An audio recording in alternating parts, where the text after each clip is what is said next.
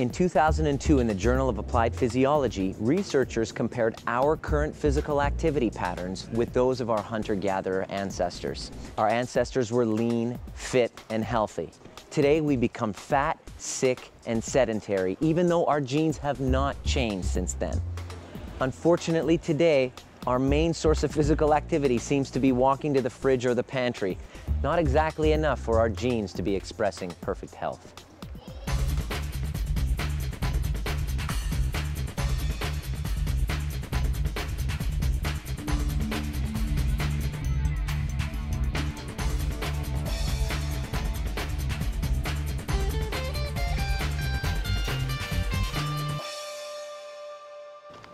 Okay, pay attention, people. Now, movement is life. It's the difference between the young and the old. It's the difference between health and sickness. Movement that you have control over actually shuts off the stress response. And there is nothing like a good challenging hike up a mountain to curb off that fight or flight system and help move your mind and your body towards a state of balance and homeostasis. So we'll see you up there.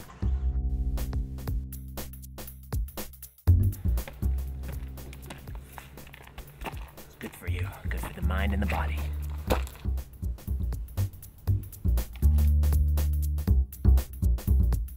Ha!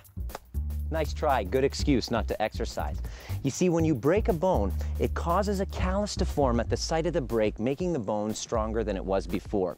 When you add just the right amount of stress to your cells through moderate exercise, it actually fires up the recovery process in your muscles and nerves, and this adaptation seems to make the cells more resilient to stresses further on down the road.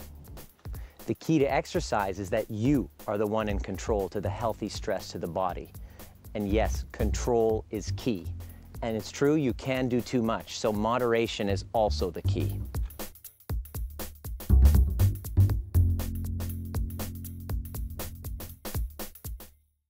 What an exhilarating feeling. Not only is it rewarding putting your body through a physical challenge, but it's also rewarding completing something of this magnitude as well. The best part is knowing that as we speak right now, my body is repairing itself into a better body. It's warding off and becoming more resilient to stressors in the future, and also it's actually stimulating and creating new brain cells. Right now, the cells of my body are warding off diabetes, heart disease, and cancer, the major killers of our time. Plus, there's a pretty insane view from the top.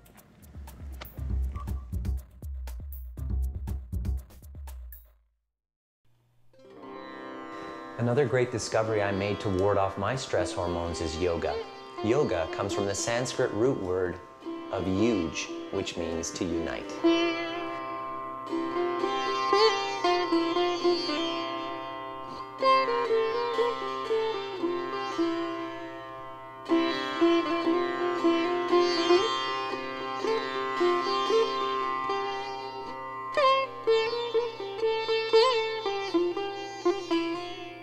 I find that when I'm practicing yoga with intention and I'm connected, the mental chatter and the stress seems to just dissolve and disappear.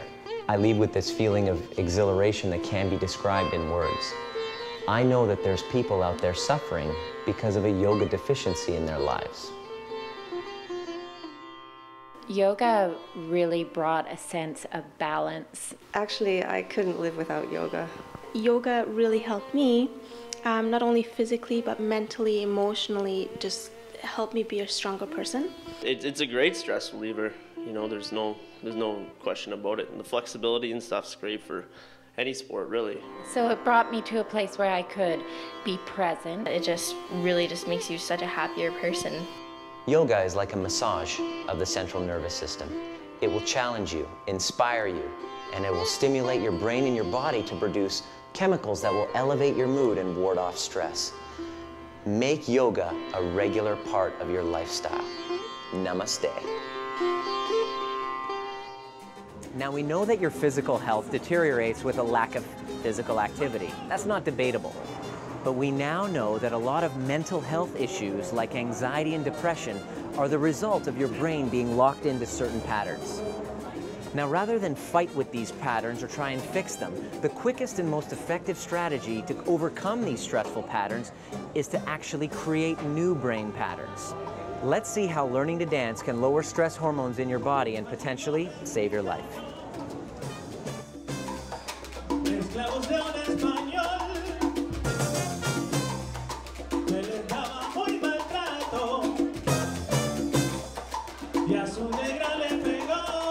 Now, other than the obvious cardiovascular benefits of dancing, there's also a neurological benefit that affects your brain.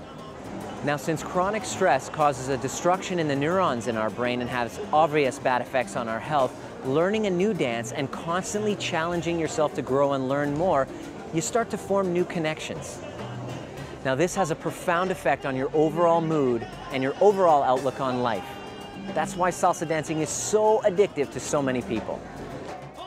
Well, salsa has done a lot for me to release my stress, because every night when I go out dancing and I hear the music, it just relaxes me. Salsa has definitely brought a lot of joy. My posture got improved, my stress went down, and I was able to just be able to express myself really on the dance floor. I mean, if it wasn't for dancing even once a week, I'd probably rip my hair out. Now, even though moving well on the dance floor can take years of practice, you can get started with moving well for the sake of your health, starting immediately.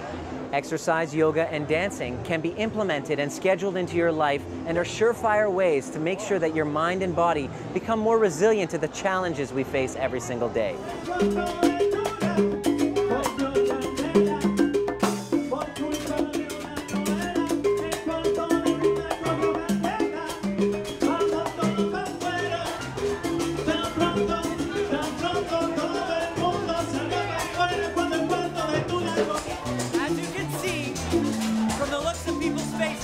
Depression cannot exist in a space where there's salsa music playing and people are dancing.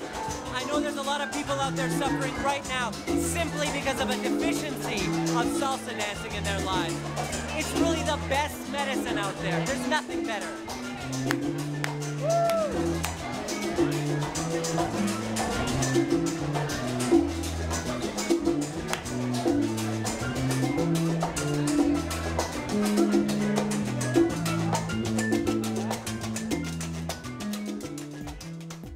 This is Dr. Nima Rahmany reminding you to be aware of your thoughts, to keep your nervous system clear, to be physically active with intention through exercise, yoga, and dance, and to be careful for what you wish for, because when you get it, it presents a whole new series of challenges in your life which will also suck. So you might as well be grateful for what you got right now.